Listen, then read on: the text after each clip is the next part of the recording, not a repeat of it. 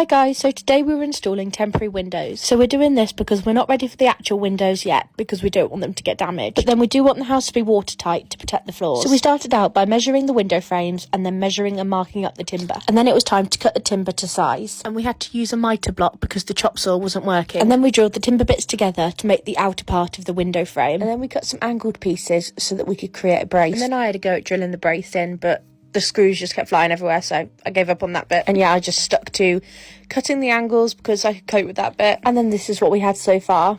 We then put another brace through the middle for extra support.